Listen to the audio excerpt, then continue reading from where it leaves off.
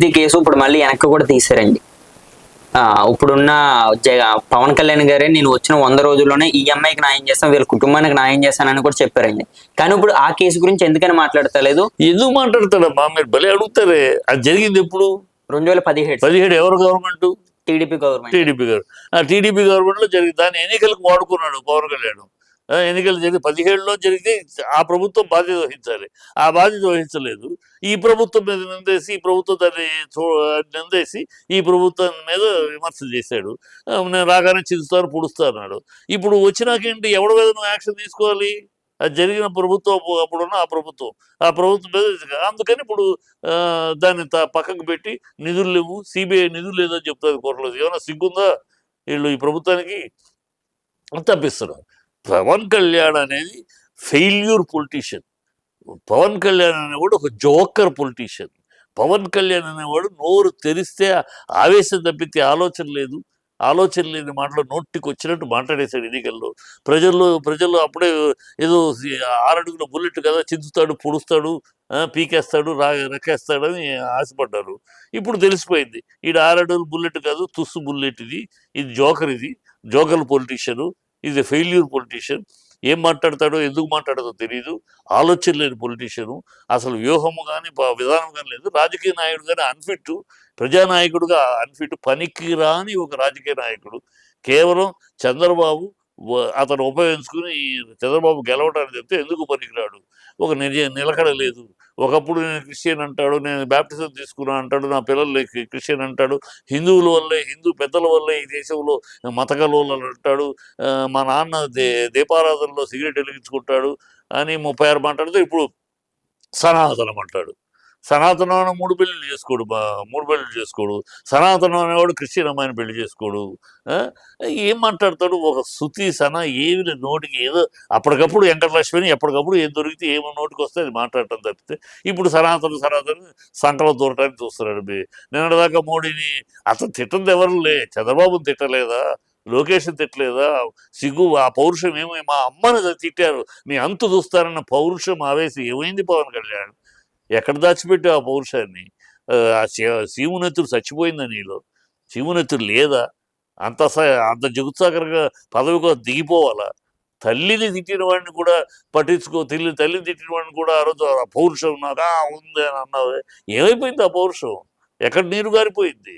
ఎవరి దగ్గర తాకట్టు పెట్టావు నీ పౌరుషాన్ని? ఎక్కడ పెట్టావు నీ మానవాభిమానాల్ని? నీ తల్లిని తిట్టిన వాళ్ళని కూడా నువ్వు నేను మాట్లాడలేకపోతే ఎట్లా మాట్లాడావు? పదవి కోసం కాళ్ళు కొట్టుకున్నావు వాడు. అతను ఒక లీడరు, అతను నాయకుడు. వీళ్ళంతా ఈ దౌర్భాగ్యము ఏదో ప్రజలు అమాయకంగా భ్రమలో పడి చేశారు ఈ కూటమికి. ఈ దౌర్భాగ్యపు కూటమిది. ఇది కర్మ అనుభవించక తప్పదు కొన్నాళ్ళు. ప్రీతి ఫోటో పెట్టుకుని ఆయన ఇప్పుడు డిప్యూటీ సీఎం అయ్యారని ఇప్పుడు నెల్లూరులో ఉన్న ఆడవాళ్ళు ఎవరైతే ఉన్నారో వాళ్ళు వచ్చి మీడియా ప్రీతి ఏంటమ్మా? ప్రీతి ఫోటో పెట్టుకుని చెల్లెల్ని ఒళ్ళో కూర్చోబెట్టుకుని ఎన్ని షోలు చేశాడు. అంత సినిమాటిక్ షోలు, సినిమాటిక్ డ్రామాలు. దౌర్భాగ్యుడు. అదే ప్రజలు ఇవాళ పవన్ ని ఒక జోకర్ కింద చూస్తున్నారు, ఒక కామెడీ పీస్ కింద చూస్తున్నారు. జబర్దస్త్లో చేసే కామెడీ లాగా రాజకీయాల్లో పవన్ కళ్యాణ్ ఫెయిల్యూర్ పొలిటీషియన్, పనికిరాని రాజకీయవేత్త. అతని జీవితంలో అసెంబ్లీలో అడుగు పెట్టాలి, పెట్టేసరి అయిపోయింది అంతే. రాజకీయంగా ప్రజలు అతన్ని క్షమించే పరిస్థితిలో కానీ లేరు, ఆదరించే పరిస్థితిలో కానీ లేరు. అతను చంద్రబాబుని, వాళ్ళ అమ్మని తల్లిని తిట్టి నిందించిన ఒక చంద్రబాబుని గద్దెనెక్కించడానికి సాయపడ్డాడు తప్పితే ఎందుకు పనికిరాడు. ప్రజలకు సేవ అతనికి ఒక వ్యూహం లేదు, ఒక సిద్ధాంతం లేదు, ఒక వేదాంతం లేదు, ఏ రాద్ధాంతం తప్పితే. నోరు తెరిస్తే ఆ జుట్టు ఎగరేసుకుంటే డామ్ డూమ్ డకార్ అంటాం తప్పితే ఎందుకు పనికిరాడు అని తేల్చేశాడు ప్రజలు. సిబిఐ కూడా ఇంక చేతులు ఎత్తేసినట్టేనండి, ఇంక ఈ కేసు ఇక్కడ మర్చిపోయినట్టు. ఎందుకంటే నిధులు లేదన్నాక సిబిఐ నిధులు ఇవ్వదు ప్రభుత్వం. ఇంకేం చేస్తే కేసు మోసేస్తారు. వాళ్ళ దోషులు వాళ్ళే తెలుసు. ఇప్పుడు దాన్ని సిబిఐ చేస్తే దోషులు ఎవరు? వాళ్ళ ప్రభుత్వం, వాళ్ళే తెలుస్తుంది. అది తెలుసు. ప్రజల్ని అమాయకులు చేశారమ్మా. ప్రజలు 17లో జరిగిన ఇష్యూ, చంద్రబాబు ప్రభుత్వంలో జరిగిన దాన్ని పవన్ కళ్యాణ్ వచ్చేసేసి అదేదో జగన్ ప్రభుత్వంలో జరిగినట్టు హడావిడి చేస్తే ప్రజలు నమ్మారు.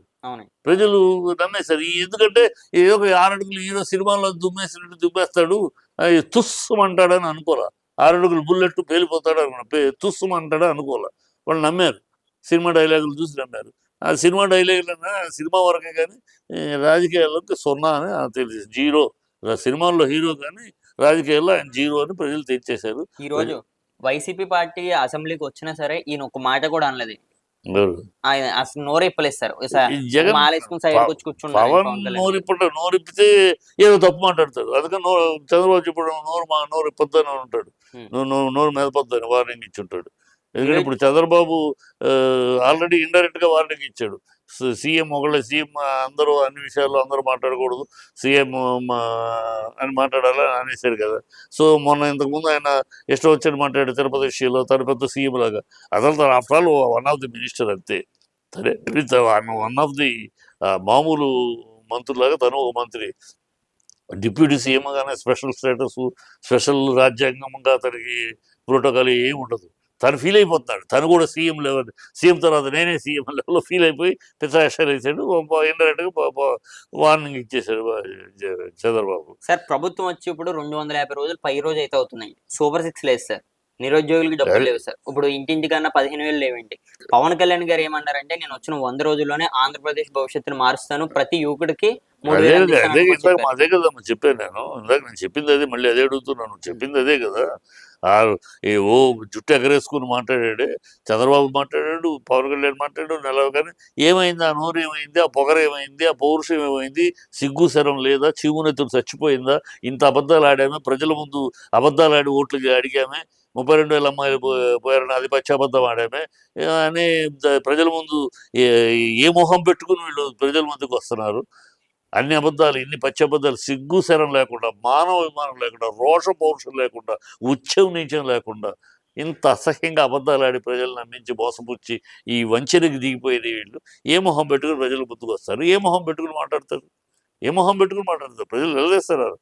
సిగ్గు మానవ విమానం పౌరుషం ఉంటే రాజకీయాల్లో ఓ మాట అన్నాం, ఆ మాట కట్టుబడి ఉంటే, మాటకి నిజాయితీగా నిలబడి ఏదో అన్నాం అనేసాం, ఓట్లు సంపాదించేసాం, ఇప్పుడు తూతూ నా బుడ్డంటే ఈ ఈ ప్రభుత్వానికి కాలం చెల్లిపోయింది. కాకపోతే మన రాజ్యాంగం ప్రకారం 5 ఏళ్ళ దాకా ఎన్నికలు లేవు కనుక ఈ దరిద్రాన్ని కర్మని భరించాలంతే. ఇప్పుడు ప్రతిపక్షం లేనందుకైనా సరే, ఇప్పుడు వీళ్ళు బాయ్కట్ చేసినందుకైనా సరే వాళ్ళు ఏమైనా మార్పు వచ్చే అవకాశం ఉన్నదండి? ఎందుకు వస్తుందమ్మా? ఇసుకలో తైలంబు తీయవచ్చు, కుక్కతోక పట్టి గోదావరి ఈదవచ్చు, ఏడాది ఉతికినా ఎలుక తోక తెచ్చి ఏడాది ఉతికినా నలుపు నలుపే కానీ తెలుపు కాదే అన్నట్టు చేరి మూర్ఖుల మనసు రంజింపరాదని మన ఇవి ఉన్నాయి కనుక వీళ్ళ ఏదో మార్పు వస్తుంది. ఈ కూటమికి ఒక విద్యత వస్తుంది, ఈ కూటమికి ఒక సంస్కారం వస్తుంది, ఈ కూటమి ఒక పద్ధతిగా ఆలోచిస్తుంది, ఈ కూటమి ప్రజల కోసం అసెంబ్లీ నడుపుద్ది, ఈ సునకానందం పొందటానికి, ఈ ఎకిల్ వేషాలు వేయటానికి, ఎకిల్ నవ్వులు నవ్వడానికి కాకుండా ప్రజలు అని ఎక్స్పెక్ట్ చేయటమే తప్పు అంటున్నాను. ఇది కూటమి యొక్క సహజ లక్షణం అది కాదు. ఇది దీంట్లో మార్పు వస్తే ఎదురు చూస్తే మనలాంటి వీపీలు గోళ్ళు ఉండవు. Thank you sir.